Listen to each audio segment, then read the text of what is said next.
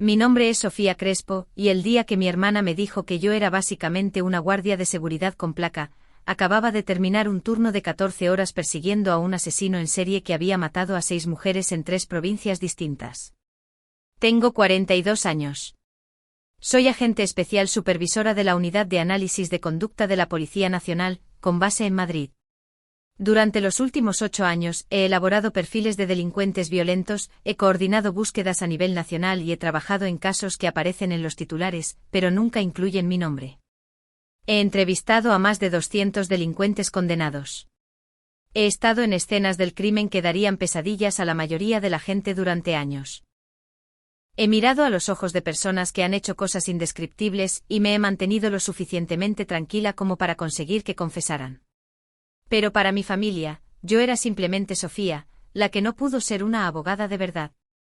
Mi hermana Laura, 4 años menor, abogada fiscal corporativa en Barcelona que vivía en un ático y conducía un Tesla, le encantaba presentarme en las reuniones familiares como la que trabaja en seguridad. Lo decía con una sonrisita, como si estuviera siendo generosa, como si me diera crédito por intentarlo. Lo que ella no sabía, lo que ninguno de ellos sabía, era que mientras ella ayudaba a multimillonarios a esconder su dinero en cuentas en el extranjero, yo estaba cazando depredadores. Depredadores reales, de los que no paran hasta que alguien los detiene. Y yo era muy buena deteniéndolos. Todo empezó cuando tenía 23 años y abandoné la Facultad de Derecho. Había superado 2 años en la Universidad Complutense de Madrid, odiaba cada segundo, la lectura interminable, los casos hipotéticos, los profesores que trataban la ley como un juego intelectual en lugar de algo que afectaba la vida de personas reales. Me estaba ahogando en estudios de casos mientras el mundo exterior estaba lleno de crímenes reales, víctimas reales, consecuencias reales. Mi padre, un juez jubilado que había pasado 40 años en el estrado, lo llamó el mayor error de tu vida. Estábamos en su despacho. Me había pedido que fuera a explicarme, como si estuviera siendo juzgada. Estás tirando tu futuro por la borda, dijo. No quiero ser abogada. Entonces, ¿qué quieres ser? Me presenté a la Policía Nacional. Él se rió. De verdad se rió. ¿La Policía Nacional? Sofía. Sé seria. Soy seria. Ya me han aceptado en el programa de formación. Su sonrisa se desvaneció. ¿Me estás diciendo que eliges ser agente de policía en lugar de terminar tu carrera de derecho? Sí. ¿Por qué? Porque quería ser importante. Porque quería hacer algo que marcara la diferencia. Porque estaba cansada de leer sobre víctimas en los libros de texto cuando podía estar ayudando a las reales. Pero solo dije, porque es lo que quiero hacer. Se recostó en su sillón de cuero, el que tenía el sello del tribunal grabado en el reposacabezas. Tu hermana está de pasante en el Tribunal Supremo. ¿Entiendes eso? El Tribunal Supremo, ¿y tú vas a qué? ¿A perseguir atracadores de bancos?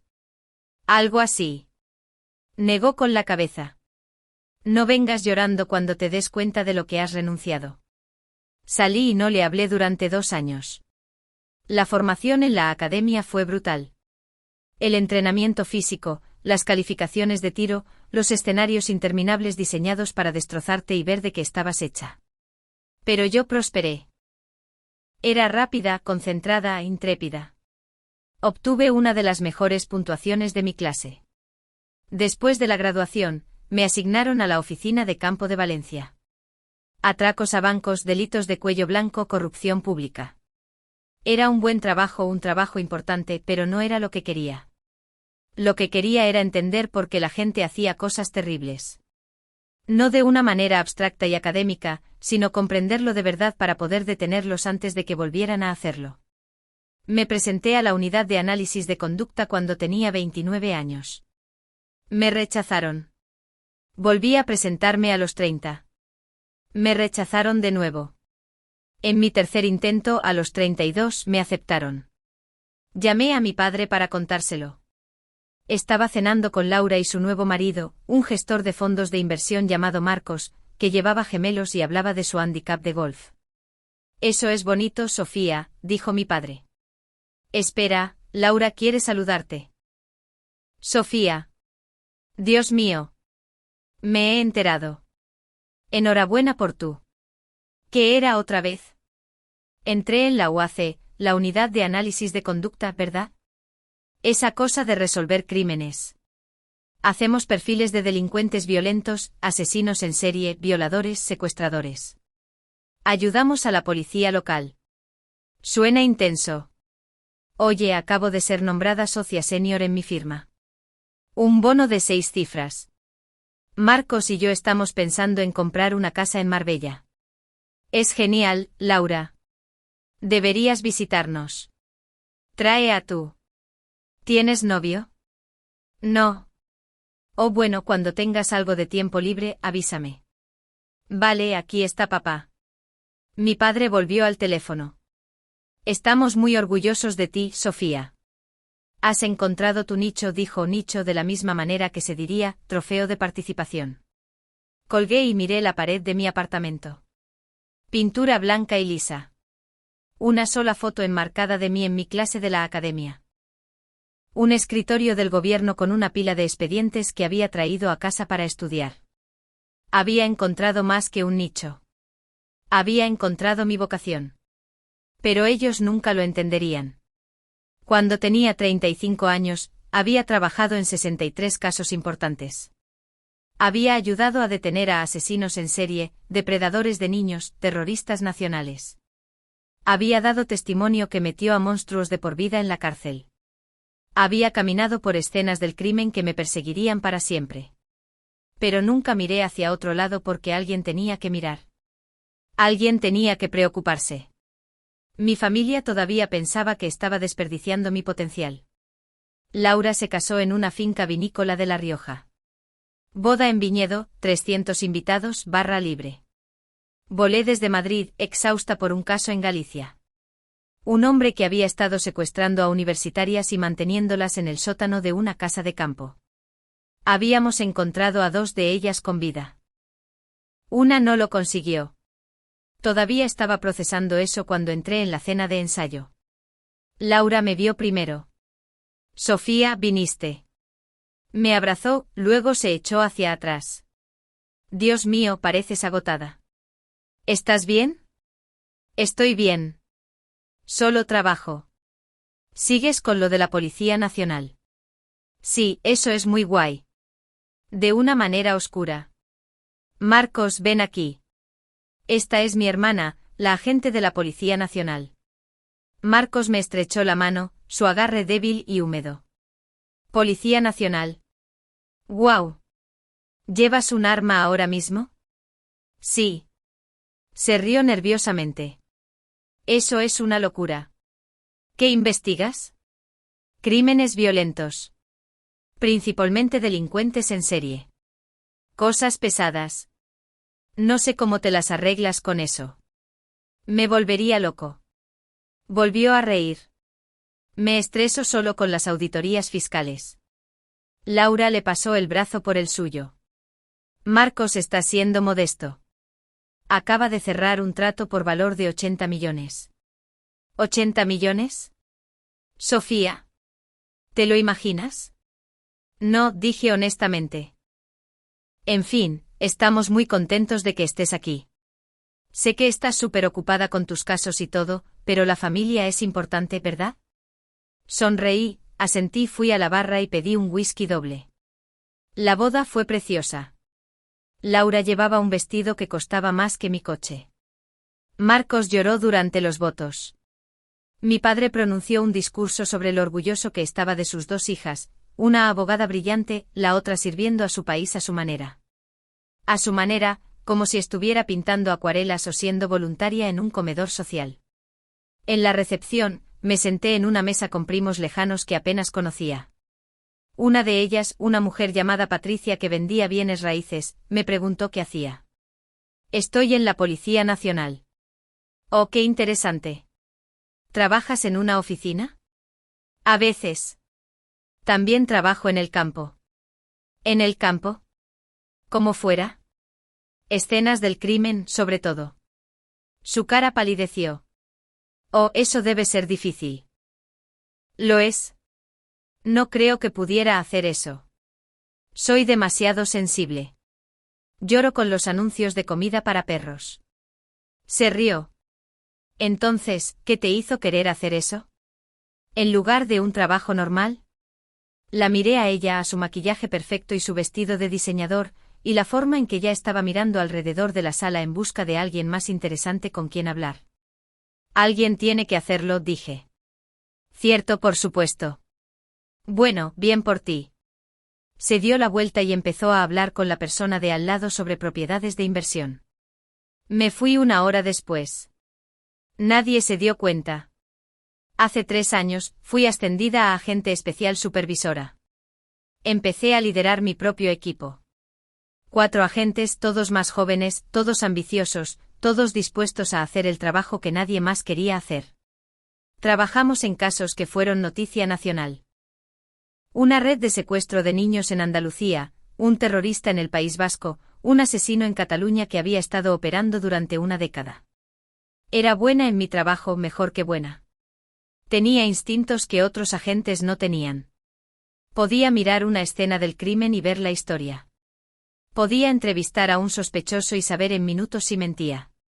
Podía construir perfiles tan precisos que parecían trampa. Pero para mi familia, seguía siendo Sofía, la agente de la Policía Nacional.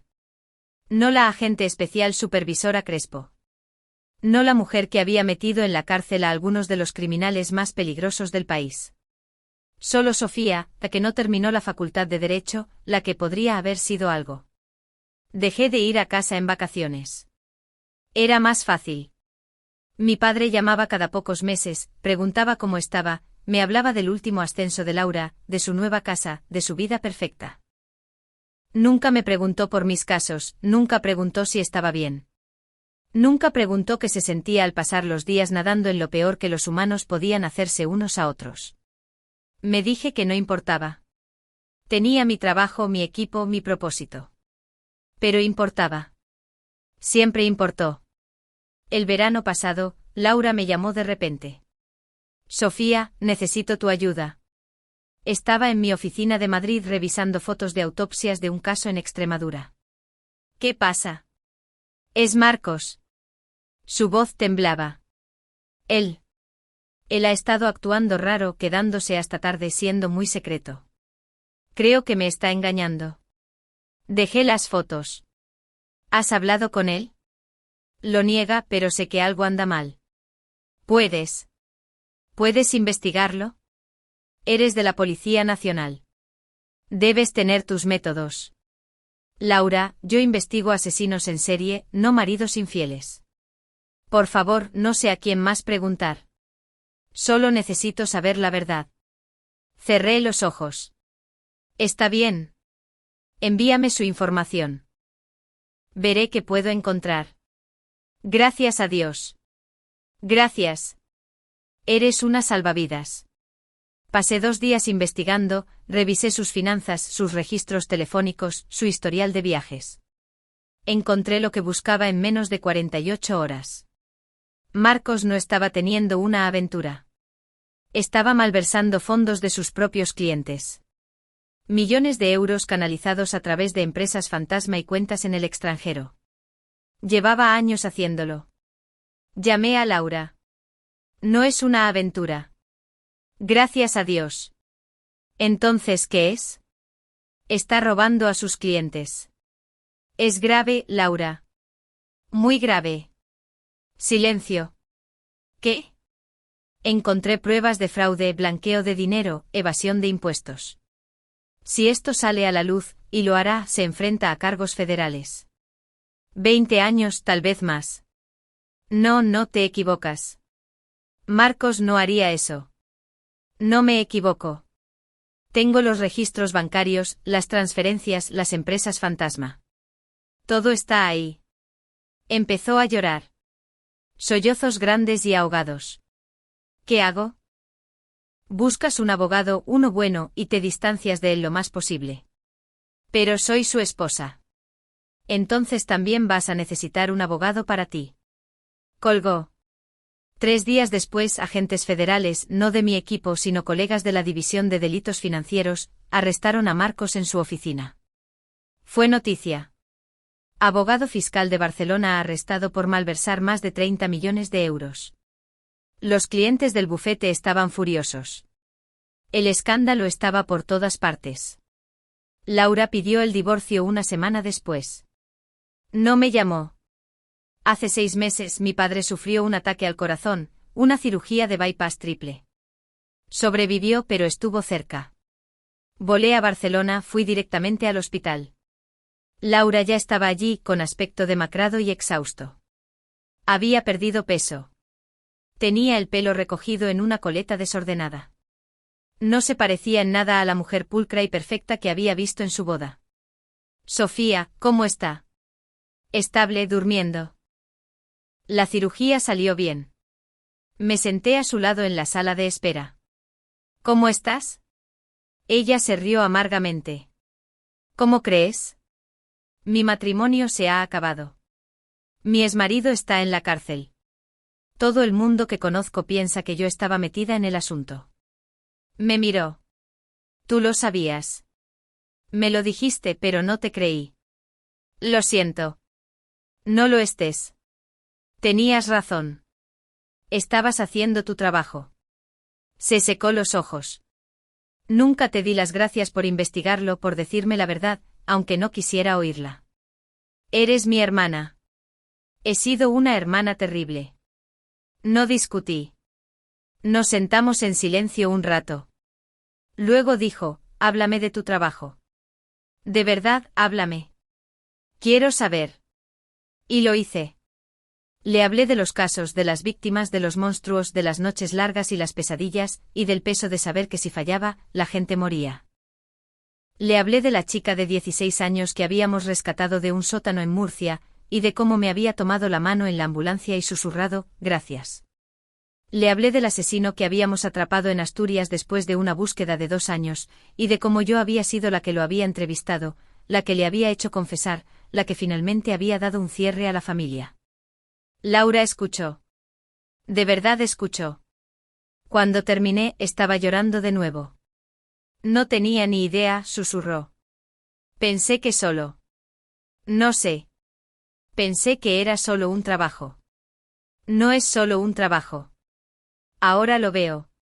Hace 2 semanas, invitaron a hablar en una conferencia en Madrid. Profesionales de las fuerzas del orden, fiscales federales, defensores de víctimas. Me pidieron que pronunciara el discurso principal sobre el perfil criminal y su papel en la resolución de crímenes violentos. Se lo conté a Laura. Dijo que vendría. No la creí. Pero el día de la conferencia, entré en el salón de actos del hotel, y allí estaba ella sentada en la tercera fila. A su lado estaba mi padre. Más delgado ahora, moviéndose lentamente pero presente. Di mi discurso, hablé de los casos, de la metodología, de la importancia de entender la mente criminal, no para excusarla, sino para detenerla. Mostré fotos censuradas, desinfectadas, pero aún así poderosas. Escenas del crimen, pruebas, los rostros de las víctimas que habíamos salvado. La sala estaba en silencio. Cuando terminé, el aplauso fue ensordecedor. Después la gente se acercó a estrecharme la mano, a darme las gracias, a decirme que los había inspirado. Entonces vi a Laura y a mi padre. Laura me abrazó con fuerza. Estuviste increíble. Gracias por venir. No me lo habría perdido. Se echó hacia atrás. Lo siento por todo. Por no verte, por no entender lo que haces. Mi padre dio un paso adelante. Tenía los ojos húmedos. Sofía, te debo una disculpa. Una muy grande. Papá, no. Déjame decir esto. Me tomó la mano.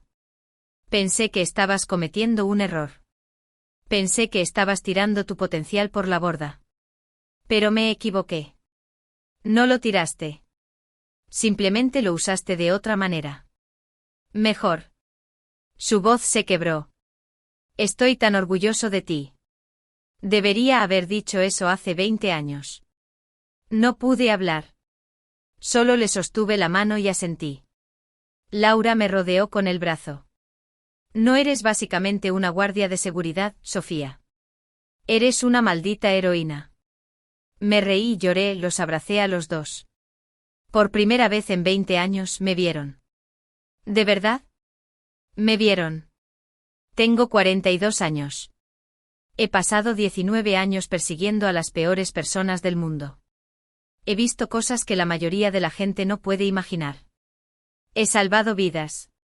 He dado un cierre a familias. He marcado la diferencia. Durante la mayor parte de ese tiempo, mi familia pensó que había cometido un error. Ahora lo saben mejor. Pero aquí está lo que aprendí. No necesitaba que ellos lo supieran.